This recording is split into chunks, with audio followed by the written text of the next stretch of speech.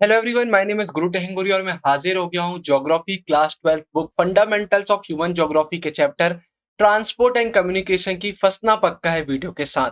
जी हाँ, आपने सही सुना। इस वीडियो के बाद आपको किसी और सोर्स में जाने की जरूरत नहीं है। बहुत इंपॉर्टेंट क्वेश्चंस हम देख रहे होंगे, तो वीडियो को पूरा अच्छे से देखिएगा। मुझे मालूम है इस चैप्टर में डेटा की कोई कमी नहीं है, लेकिन हम बहुत अच्छे से इसको पढ़ने का ट्राई करेंगे और आई होप इस वीडियो के बाद आपके सारे डाउट्स खत्म हो जाएंगे।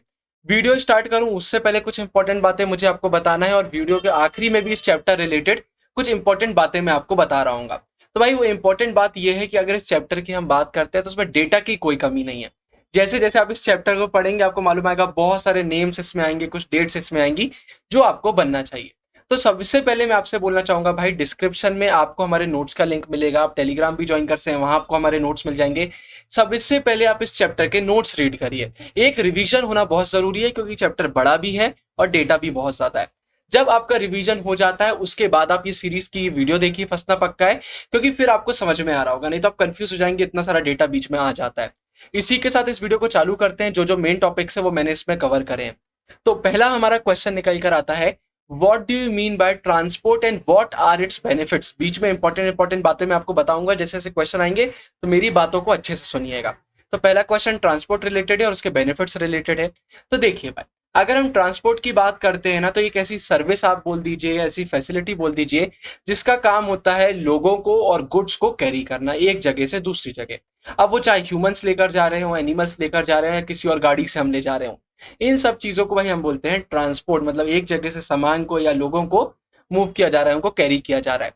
अब ये मूवमेंट जो है ये लैंड पर भी हो सकते हैं, वाटर पर भी हो सकते हैं और एयर पर भी हो सकते हैं। वो अलग अलग समय में हम आगे भी देखेंगे कि कब किस मोड को हम यूज करते हैं। फिर इसके बाद अगर ट्रांसपोर्ट की हम और डिटेल में बात करते हैं तो भाई एक ऑर्गेनाइज्ड सर्विस इंडस्ट्री है जिसका मेन काम क्या है भाई, हमारी सोसाइटी की बेसिक नीड्स को सेटिस्फाई करना। इसमें हमें आर्टरीज, आर्टरीज का मतलब होता है मेन रोड बोल सकते हैं। तो जो हमारी ट्रांसपोर्ट की मेन रेट्स होती हैं, जितनी गाड़ी वगैरह होती हैं जो पीपल और गुड्स को कैरी करेंगी, ऑर्गेनाइजेशन होता है जो ये सब चीजों को मेंटेन कर रहा होगा। उसके बाद भाई बहुत सारे लोग ऐसे रहते हैं जो लोडिंग अनलोडिंग डिलीवरी का काम करते हैं। ये सब मिलकर हमारा एक पूरा ट्रांसपोर्ट का सिस्टम बनता है, इसलिए इसको ऑर्गेनाइज सर्विस इंडस्ट्री बोला गया है। अगर भाई आप ट्रांसपोर्टेशन एकदम अश्योर्ड रख पा रहे हैं, एकदम स्पीडी रख पा रहे हैं, तो एक बहुत अच्छी चीज है। साथ ही साथ अगर आपका कम्युनिकेशन भी अच्छा है इसी के साथ, तो भाई ये कोऑपरेशन प्रमोट करता है पूरे कंट्री में, पूरे एरिया में जहां पर भी ट्रांसपोर्टेशन चल रहा है। साथ ही साथ जो लोग बिखरे हुए हैं अलग अलग एरिया में, उनको भी यूनाइट करने का काम करता है। तो ये एक बहुत इंपॉर्टेंट आंसर हमारा आता है। राइट में छोटा सा बॉक्स है, आप इसको देख सकते हैं। इसके बाद what are the different modes of transportation and how are they used. तो देखिए, अगर हम बात करते हैं भाई प्रिंसिपल मोड्स ऑफ ट्रांसपोर्टेशन की पूरे वर्ल्ड की, तो हमारा लैंड हो जाता है, वाटर हो जाता है, एयर हो जाता है और पाइपलाइंस हो जाता है। एक रीजन के अंदर भी ट्रांसपोर्टेशन हो रहा होता है और एक रीजन से दूसरे रीजन में भी हो रहा होता है। इन सबका काम होता है भाई गुड्स को, और गुड्स के साथ साथ जो हमारे लोग हैं उनको भी ट्रांसपोर्ट करना, एक्सेप्ट पाइपलाइंस। पाइपलाइंस लोगों को ट्रांसपोर्ट नहीं करती है। और भाई यहाँ पर एक बहुत इंपॉर्टेंट वर्ड आता है फ्रेट। अब फ्रेट मतलब क्या होता है, एक बार समझ लीजिए, बार बार ये वर्ड आएगा। इसका मतलब होता है जब बहुत बल्कि हम मटेरियल को कहीं पर ट्रांसपोर्ट कर रहे होते हैं, चाहे वो शिप हो गया, ट्रक हो गया, या किसी भी मीडियम के थ्रू, जब हम बल्कि मटेरियल को ट्रांसफर कर रहे होते हैं तो उसको हम फ्रेट बोलते हैं। ठीक है, याद रखिएगा। तो ये पैसेंजर्स और फ्रेट दोनों को ट्रांसपोर्ट करने का काम करते हैं। लैंड, वाटर, एयर और पाइपलाइन सब देखने को मिलता है। पाइपलाइंस बस लोगों का एक एक्सेप्शन है। उसके बाद भाई अगर हम इंटरनेशनल मूवमेंट की बात करते हैं एक कंट्री से दूसरी कंट्री, तो जो गुड्स का इंटरनेशनल मूवमेंट होता है वो ओशन फ्रेटर्स करते हैं, आपकी शिप वगैरह हो गई, ये करती हैं। रोड ट्रांसपोर्ट भाई शॉर्ट डिस्टेंस के लिए बेस्ट है, चीप है, बहुत फास्ट है। डोर टू डोर सर्विस, आप फ्लिपकार्ट से कुछ ऑर्डर करेंगे, आपके घर पर रोड ट्रांसपोर्ट के थ्रू आ जाएगा डिलीवरी मैन और आपको वो देकर चले जाएंगे। तो डोर टू डोर सर्विस हमें देखने को मिलती है। रेलवे की अगर हम बात करते हैं तो बल्कि मटेरियल जो होता है उसको एक कंट्री के अंदर दूर दूर डिस्टेंस पर ट्रांसपोर्ट करने के लिए हम रेलवेज का यूज करते हैं। अगर कोई बहुत महंगा सामान है, लाइट है, पेरिशेबल है, मतलब जल्दी डिके हो जाता है, ऐसे कोई भी गुड्स है जो खराब हो सकते हैं, अच्छे उनमें अच्छी वैल्यू हाई है, तो वो हम एयरवेज के थ्रू करते हैं। आप सबको ये भी पता होगा। पाइपलाइंस भाई हमारे लिक्विड और गैस के लिए हो जाती है। लेकिन अगर हम एक वेल मैनेज ट्रांसपोर्ट सिस्टम की बात करते हैं ना, तो वहां पर ये एक दूसरे को कॉम्प्लीमेंट करते हैं। आपने देखा होगा, पहले कोई चीज एयरवेज से आएगी, फिर उसके बाद वो रेलवे से कहीं जा रही होगी, फिर रोड ट्रांसपोर्ट हो रहा होगा। तो एक दूसरे को कॉम्प्लीमेंट भी ये करते हैं अगर वहां पर ट्रांसपोर्टेशन का जो सिस्टम है वो बहुत अच्छे से बना हुआ है तो ये याद रखिएगा। फिर अगला question, how the use of land transport changed with time. भाई टाइम के साथ कैसे चेंज हुआ है उसको अब हम देख लेते हैं। लैंड ट्रांसपोर्ट, तो भाई अगर हम लैंड ट्रांसपोर्ट की बात करते हैं तो समय के साथ ये बहुत चेंज हुआ है। पुराने समय में भाई जो इंसान है वो खुद ही कैरियर्स होते थे। धीरे धीरे फिर हमने देखा भाई हम एनिमल्स को यूज करने लगे इन चीजों के लिए। राइट साइड में जो पैक एनिमल्स का बॉक्स आप रीड करिएगा, आपको इससे क्लियर होगा, बहुत सिंपल है। तो ह्यूमंस पहले खुद कैरी करते थे, फिर एनिमल्स आया। उसके बाद भाई जब चक्के का, व्हील का इन्वेंशन हुआ तो चीजें बदल गई, कार्ट्स, वेगन्स हमारे सामने आ गए। उसके बाद एक बहुत बड़ा रिवॉल्यूशन हमें देखने को मिलता है जब भाई स्टीम इंजन का इन्वेंशन हो गया 18th सेंचुरी में। उसके बाद तो बहुत चीजें चेंज हो गई। परहैप्स मतलब मे बी अगर हम फर्स्ट पब्लिक रेलवे लाइन की बात करते हैं तो भाई वो 1825 में ओपन हुई थी स्टॉकटन एंड डार्लिंगटन के बीच में, जो कि हमारे नॉर्दर्न इंग्लैंड में आ जाते हैं। तो भाई ये याद रखिएगा आप, एक इंपॉर्टेंट डेटा हमारे सामने आता है। तो स्टीम इंजन का तो हमें एक रिवॉल्यूशन देखने को मिला। उसके बाद भाई रेलवे बहुत ज्यादा फेमस हुआ, बहुत सारे लोग यूज करने लगे, पॉपुलर हो गया। यहाँ पर दिया हुआ है railway became the most popular and fastest form of transport in the 19th century. उसके बाद भाई एक और इन्वेंशन हुआ, काय का हुआ भाई, इंटरनल कंबशन इंजन का हुआ। जिसके बाद और चीजें बदल गई, डेवलपमेंट हो गया, रोड्स अच्छी बन गई, जो व्हीकल्स हमारी है वो और अच्छी हो गई। तो और ज्यादा हमें चेंजेस देखने को मिले। अब नए नए अगर हम डेवलपमेंट्स की बात करते हैं तो भाई पाइपलाइंस, रोप वेज, केबल वेज हमारे सामने नए डेवलपमेंट आ जाते हैं। तो समय के साथ बहुत चीजें चेंज हुई हैं इसमें। इसके बाद right a short note on road transport. अब इसको हम देख लेते हैं, ये क्वेश्चन बहुत आते हैं इसमें कि शॉर्ट नोट वगैरह आप लिखिए। इस चैप्टर में जो चीजें ज्यादा इंपॉर्टेंट नहीं थी वो मैंने बिल्कुल नहीं डाली है, क्योंकि चैप्टर बहुत बड़ा है। सिर्फ आपके लिए बहुत इंपॉर्टेंट क्वेश्चन लेकर आ रहा हूं, इनको अच्छे से इसलिए आप समझिएगा। अगर रोड ट्रांसपोर्ट की हम बात करते हैं तो बहुत ही इकोनॉमिकल है ये शॉर्ट डिस्टेंसेस के लिए। फ्रेट ट्रांसपोर्ट की अगर हम बात करते हैं जो रोड से होता है तो उसकी इंपॉर्टेंस बहुत बढ़ गई है, मैंने अभी आपको पहले बताया, डोर टू डोर सर्विसेज की वजह से। तो रोड ट्रांसपोर्ट मेनली इसलिए यूज होता है क्योंकि भाई इकोनॉमिकल है ये, ठीक है। साथ ही साथ जो अनमेटल रोड्स होती है ना, कई बार इफेक्टिव नहीं होती, कई बार ये काम नहीं कर पाती कुछ सीजन्स में, जब बहुत हैवी रेन हो रही होती है। अनमेटल क्या, जो मेटल रोड्स भी होती हैं वो भी हैवी रेन्स में अच्छे से काम नहीं कर पाती। रोड में अगर गड्ढे वगैरह हैं, रोड को सही से नहीं बनाया गया तो पानी वगैरह भर जाता है, कई बार तेज बारिश हो रही होती है तो प्रॉब्लम हमें देखने को मिलती है। फिर इसके बाद अगर थोड़ी देर के लिए हम रोड को छोड़कर रेल पर आ जाते हैं तो रेल में प्रॉब्लम बहुत है।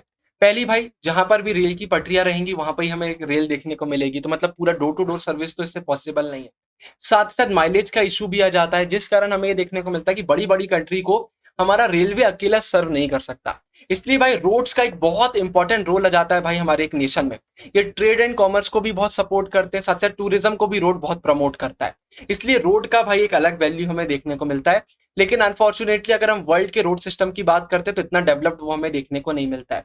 रोड बनाने में खर्चा बहुत लगता है, इसलिए अगर आप देखेंगे तो जो डेवलप्ड कंट्रीज हैं वहां की रोड बहुत अलग क्वालिटी की रहती है, और जो डेवलपिंग कंट्री है या अंडर डेवलप्ड कंट्रीज हैं उनकी रोड इतनी अच्छी नहीं होती, क्योंकि हैवी एक्सपेंडिचर हमें यहाँ देखने को मिलता है बनाने में भी और मेंटेन करने में भी। साथ ही साथ यहाँ पर फिर से एक डेटा निकल कर आता है कि अगर हम पूरे दुनिया के टोटल मोटरेबल लेंथ की बात करते हैं ना, मतलब कितने में हमारा रोड का हमें डिस्टेंस वगैरह देखने को मिलता है, तो वो हमारे सामने आता है 15 मिलियन। और उस 15 मिलियंस में से 33% तो हमें नॉर्थ अमेरिका में ही देखने को मिल जाता है। इससे आप अनुमान लगा सकते हैं भाई कि कैसा हमें डिफरेंस पूरे वर्ल्ड में देखने को मिलेगा। इसके बाद why most of the cities in the world have been facing the problem of congestion. Congestion का मतलब आप सबको पता होगा, बहुत ज्यादा ट्रैफिक वगैरह बोल सकते हैं, भीड़ बोल सकते हैं, हम कंजेस्टेड फील करते हैं। भाई देखिए, रोड में जो ट्रैफिक है ना वो बहुत तेजी से इंक्रीज हो रहा है। अब हमारा जो रोड नेटवर्क है वो इतने ज्यादा ट्रैफिक को नहीं झेल पाता भाई, बहुत डिमांड हो गया है, इसलिए कंजेशन हमें देखने को मिलता है। अगर आप इंडिया की बात करेंगे, हर घर में इतनी सारी गाड़ी वगैरह हमें देखने को मिल जाती है, रोड पर आप देखते हैं क्या जाम लगता है। तो भाई इसलिए जो सिटी रोड से वहां पर हमें क्रॉनिक ट्रैफिक कंजेशन देखने को मिलता है। यहाँ पीक्स और ट्रोप्स की बात करी गई है। पीक्स मतलब होता है हाई पॉइंट, और ट्रोप का मतलब होता है लो पॉइंट्स। हमें दोनों देखने को मिलता है, ये डिपेंड करता है। जैसे जब जॉब वगैरह खत्म होती 7-8 बजे, आप देखते सब लोग घर जा रहे होते तो रोड में कितना जाम उस समय लग रहा होता है। ऐसे ही स्कूल के बच्चों के छूटने का टाइम होता है तो उस समय बस वगैरह आपको ज्यादा देखने को मिलेंगी। तो अलग अलग टाइम पर हमें पीक्स भी देखने को मिलते हैं और ट्रोप्स भी देखने को मिलते हैं। तो ये आप याद रखिएगा, मेनली वर्क के आफ्टर बिफोर में रश हमें देखने को मिलता है, during the rush or before and after work, याद रखिएगा। बहुत सारी सिटीज ऐसी है जहाँ पर कंजेशन की प्रॉब्लम इस समय हमें देखने को मिल रही है। शॉर्ट में क्वेश्चन आपको आ सकता है। इसके बाद what do you mean by border roads, नाम से ही मालूम चल रहा है भाई, रोड जो इंटरनेशनल बॉर्डर्स के पास बनाई जाती हैं, उसके अलोंग बनाई जाती हैं, उसको हम बॉर्डर रोड्स बोलते हैं। मेनली इसका काम होता है जो रिमोट एरियाज हैं उनको भाई हमारी मेन सिटीज से कनेक्ट करना, साथ साथ डिफेंस प्रोवाइड करना, है ना, ये बहुत इंपॉर्टेंट आता है। ऑलमोस्ट हर कंट्री में हमको ये बॉर्डर रोड्स देखने को मिलेंगी जिनका काम होता है भाई जो बॉर्डर साइड में विलेजेस होते हैं, जो मिलिट्री कैंप्स होते हैं, वहां तक गुड्स से ट्रांसपोर्ट करने का काम करते हैं। फिर Europe has one of the most dense rail networks in the world, सबसे घना हमें रेल नेटवर्क देखने को मिलता है। जी हाँ, Europe has one of the most dense rail network in the world. There are about 4,40,000 kilometre of railways, और उसमें भी मोस्ट ऑफ द, उसमें से डबल या मल्टी ट्रैक्ड, एक सिंगल नहीं मल्टी ट्रैक्ड हमें देखने को मिल जाते हैं। बेल्जियम में सबसे ज्यादा डेंसिटी हमें देखने को मिलती है, बहुत डेटा है पर आपको याद करना पड़ेगा। Density of 1 kilometre of railway for every 6.5 square kilometre area. उसके बाद अगर हम इंपॉर्टेंट रेल हेड्स की बात करते हैं, लंदन, पेरिस, ब्रुसेल्स, मिलान, बर्लिन, वॉर्सो हमारे आ जाते हैं। इसमें से 2 नाम 3 नाम आप जरूर याद रखिएगा। उसके बाद भाई जो पैसेंजर ट्रांसपोर्ट होता है वो ज्यादा इंपॉर्टेंट है। फ्रेट मतलब गुड्स का जो हमारा ट्रांसपोर्ट हो उससे बहुत सारी कंट्री में, मतलब बहुत सारी कंट्री किसको ज्यादा वैल्यू दे रही है, पैसेंजर ट्रांसपोर्ट को ज्यादा वैल्यू देती है। यहाँ की अगर हम बात करते हैं तो लंदन पेरिस में भाई अंडरग्राउंड रेलवे हमें देखने को मिलता है, हम बचपन से इसके बारे में सुनते हैं। साथ ही साथ ट्रांस कॉन्टिनेंटल रेलवे की अगर हम बात करते हैं, अभी हम आगे इसके बारे में पढ़ेंगे, तो जो ट्रांस कॉन्टिनेंटल रेलवे है ना, अब उसकी इंपॉर्टेंस हो गई है कम, क्योंकि भाई अब और ज्यादा फ्लेक्सिबल और अच्छे ट्रांसपोर्ट सिस्टम आ गए हैं, जैसे कि एयरवेज और रोडवेज। तो ये याद रखिएगा। फिर रशिया की बात करते हैं तो रशिया में रेलवे जो है वो 90% of the countries total transport hold करता है। मतलब समझ लीजिए वहां रेलवे का कितना बड़ा रोल है।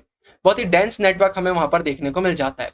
वहां पर भी अंडरग्राउंड रेलवे होगा। कम्यूटर ट्रेन मतलब जो पैसेंजर कैरी करने वाली ट्रेन होती है वो मॉस्को में बहुत इंपॉर्टेंट हमें देखने को मिल जाती है।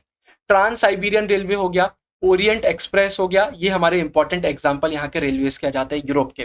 तो अगर यूरोप का क्वेश्चन आता है तो आपको ये आंसर वहां पर लिखना पड़ेगा, इंपॉर्टेंट क्वेश्चन है। फिर अब बहुत ज्यादा इंपॉर्टेंट क्वेश्चन है और इसमें मेरी आप बात अच्छे से समझिएगा। Discuss in detail the transcontinental railways. अब आपको लग रहा है यार इसको स्किप कर देते हैं, तो जी नहीं, जो चीजें इंपॉर्टेंट नहीं थी वो मैं नहीं डाल रहा हूं, ये सब इंपॉर्टेंट है। ये मैं आपको एक्सप्लेन नहीं कर रहा हूं क्योंकि इसमें एक्सप्लेन करने का कुछ भी नहीं है, सिर्फ और सिर्फ डेटा ही डेटा है। This is the trans Siberian railways major rail route of Russia runs from Saint Petersburg in the waste.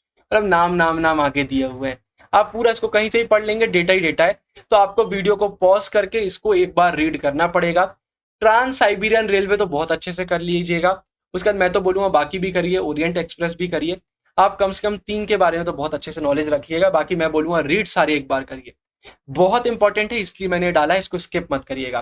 Trans Siberian, Orient express तो आपको बहुत अच्छे से करना है, और फिर ये 3 को भी आप एक बार रीड कर लीजिएगा कि आप इसके बारे में भी थोड़ा थोड़ा लिख पाए। इसके बाद right a short note on water transport. भाई देखिए, वाटर ट्रांसपोर्ट की सबसे बड़ी खासियत यही होती है कि यहाँ पर हमें रूट नहीं बनाना पड़ता, कोई रोड वगैरह नहीं बनानी पड़ती है। तो ये एक बहुत इंपॉर्टेंट चीज क्या आती है, बहुत चीपर है, क्योंकि भाई फ्रिक्शन जो वाटर का होता है वो बहुत कम होता है लैंड के फ्रिक्शन से, तो चीपर हो जाता है, एनर्जी कॉस्ट हमें यहाँ पर कम लगता है इसलिए। तो ये इसका एक इंपॉर्टेंट आता है। अगर वाटर ट्रांसपोर्ट की बात करते हैं तो 2 उसमें हम डिवाइड कर सकते हैं, एक हमारा होता है सी रूट्स, एक हमारा होता है इनलैंड वाटरवेज। अगर हम मॉडर्न शिप्स की बात करते हैं तो बहुत डेवलपमेंट हो रहा है, रेडार वगैरह, नेविगेशन एड्स हमारे हो गए, बहुत डेवलपमेंट हो रहे हैं। तो इससे क्या हो रहा है, आजकल इनको ज्यादा वैल्यू हो गई है, इसमें ज्यादा चीजें हम ट्रांसपोर्ट वगैरह कर सकते हैं। अच्छी अच्छी शिप में बहुत वैल्यूएबल मटेरियल भी शिप हो रहे होते हैं। तो हमें ये देखने को मिलता है कि डेवलपमेंट के साथ जो हमारा कार्गो ट्रांसपोर्ट है अब ये भी अच्छे तरीके से इंप्रूव हो रहा है। तो हमारा एक इंपॉर्टेंट आंसर ये आता है। इसके बाद discuss briefly the North Atlantic sea route and the South Atlantic sea route. अब मैं इसको समझा देता हूँ। देखिए, आपकी बुक में सी रूट बहुत सारे हैं, लेकिन ये 2 उसमें से बहुत इंपॉर्टेंट है ना, तो जो इंपॉर्टेंट है वो मैं डाल रहा हूँ। आपने एनसीईआरटी रीड कर ली है तो कोई दिक्कत वाली बात नहीं। अगर हम नॉर्थ अटलांटिक सी रूट की बात करते हैं भाई, तो ये 2 इंडस्ट्रियल डेवलप्ड रीजन्स को कनेक्ट करता है। कौन से भाई, हमारा एक है नॉर्थ ईस्टर्न यूएसए और एक है हमारा नॉर्थ वेस्टर्न यूरोप, इनको ये कनेक्ट करने का काम करता है।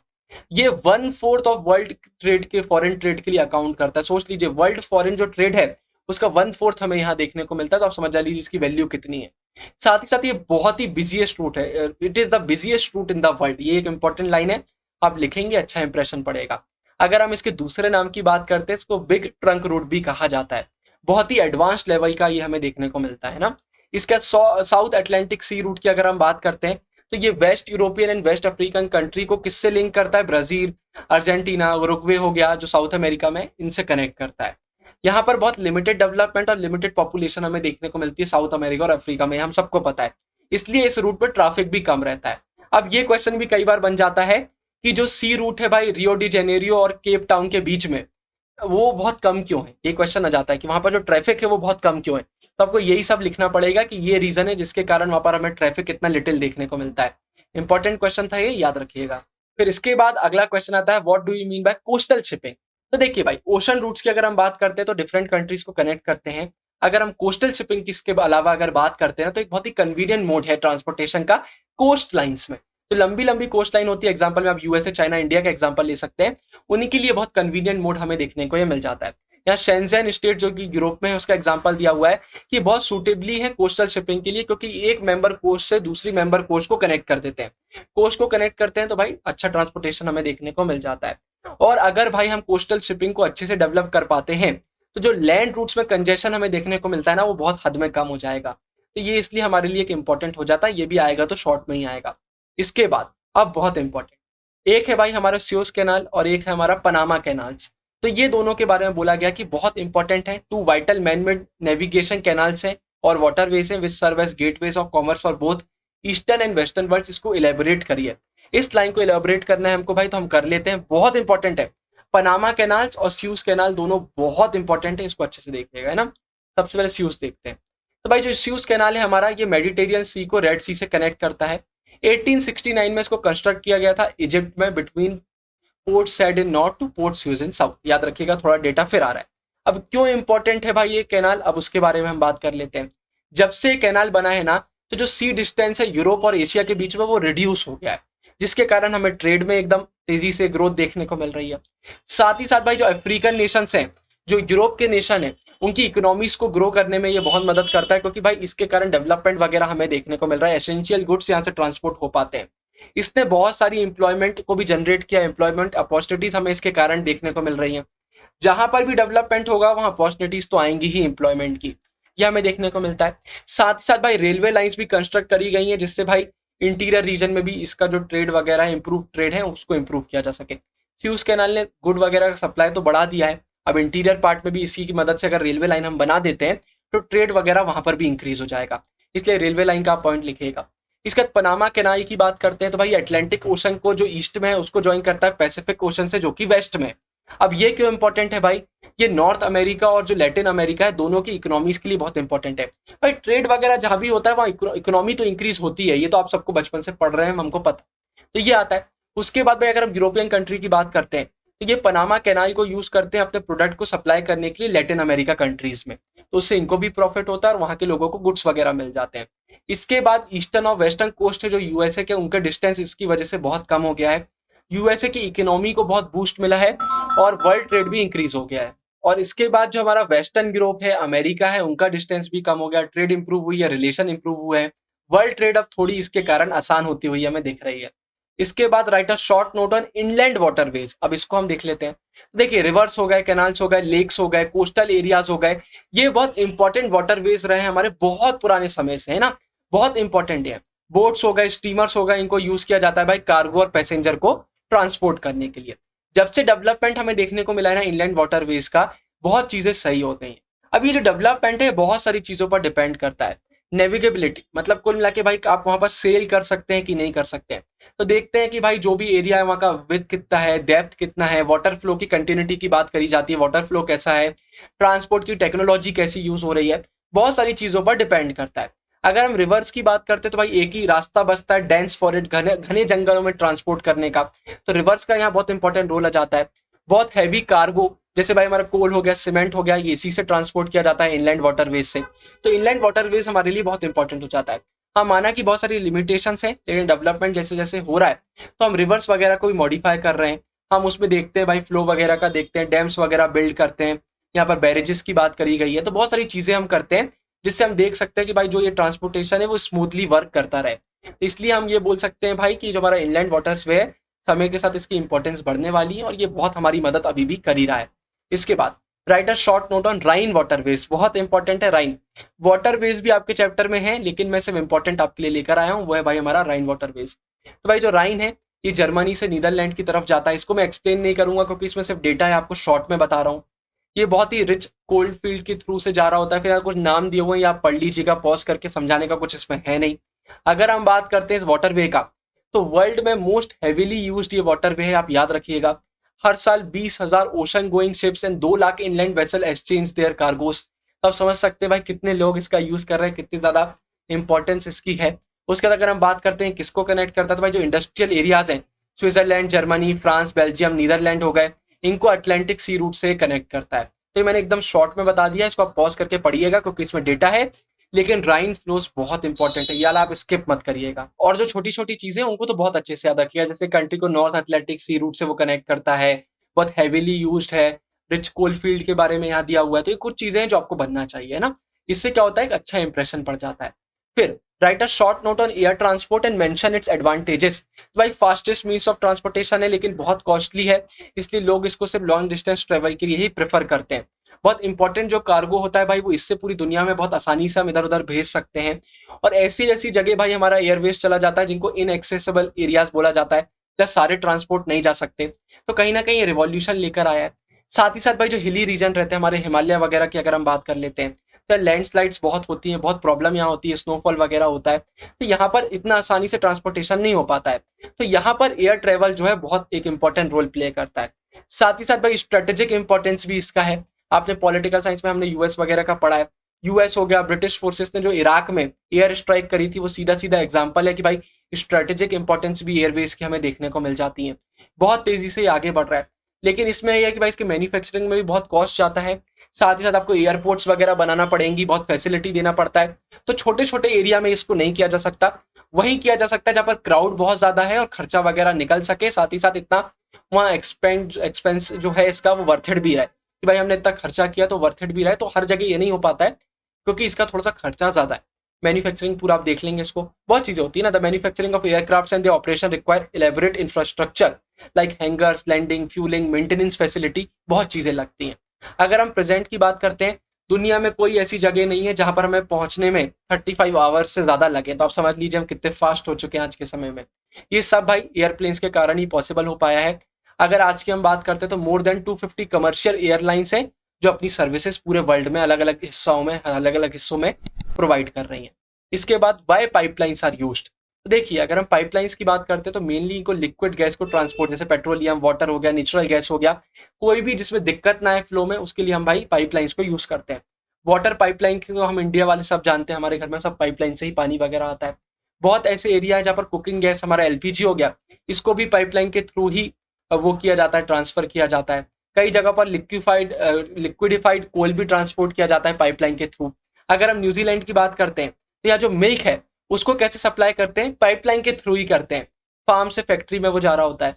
यूएसए में तो ऑयल पाइपलाइंस का बहुत डेंस नेटवर्क हमें देखने को मिलता है, जो प्रोड्यूसिंग एरिया से कंज्यूमिंग एरियाज में जा रहे होते हैं। अगर हम बिग इंच की बात करते हैं तो ये एक फेमस पाइपलाइन है, याद रखिएगा, ये इंपॉर्टेंट है। साथ ही यहाँ दिया हुआ है भाई, अगर हम ये बिग इंच की बात करते हैं तो पेट्रोलियम कैरी करती है ऑयल वेल से, जो कि गल्फ ऑफ मैक्सिको में, वहां से नॉर्थ ईस्टर्न स्टेट्स की तरफ ये कैरी करती है। अगर हम बात करते हैं फ्रेट पर टन किलोमीटर की, तो अराउंड अगर हम यूएसए की बात करते हैं तो 17% जो है वो पाइपलाइन के थ्रू जा रहा होता है। 17% अपने आप में बहुत ज्यादा होता है। अगर हम यूरोप, रशिया, वेस्ट एशिया और इंडिया की बात करते हैं, तो पाइपलाइन बहुत इंपॉर्टेंट है भाई। हमारी ऑयल जो वेल्स उनको रिफाइनरी से कनेक्ट करने के लिए, उनको पोर्ट से डोमेस्टिक मार्केट से कनेक्ट करने के लिए। तुर्कमेनिस्तान ने तो भाई सेंट्रल एशिया में अगर हम बात करते हैं तो अपनी पाइपलाइन को दूसरी कंट्री, ईरान हो गया, कुछ चाइना के पार्ट हो गए, वहां तक एक्सटेंड कर दिया है। उसके बाद भाई एक और पाइपलाइन है जिसको प्रपोज किया गया है, वो है एक हमारी ईरान इंडिया है, जो पाकिस्तान के व्यू जाएगी। बोला जा रहा है अगर ये अच्छे से कर लेती है इंटरनेशनल पाइपलाइन, तो पूरे वर्ल्ड की ये लॉन्गेस्ट हमें देखने को मिलने वाली है। एक इंपॉर्टेंट ये फैक्ट हमारे सामने और आ जाता है। फिर इसके बाद अगला क्वेश्चन आता है, describe the early and new phase of communication development. देखिए कम्युनिकेशन में बहुत चेंजेस हुए हैं। पहले के समय में लॉन्ग डिस्टेंस कम्युनिकेशन हम टेलीग्राफ के थ्रू करते थे। टेलीग्राफ का तो बहुत इंपॉर्टेंट रोल रहा। लेकिन इसके बाद अर्ली मिड 20th सेंचुरी की हम बात करते हैं तो भाई अमेरिका की एक कंपनी है, American telegraph and telephone company, उसकी पूरी मोनोपली थी वहां पर। मोनोपली हमें देखने को मिलती है, मतलब पूरा ही उसका रूल था, उसका कोई कॉम्पिटिटर हमें देखने को नहीं मिलता था। तो उसकी मोनोपली वहां पर हमें देखने को मिली।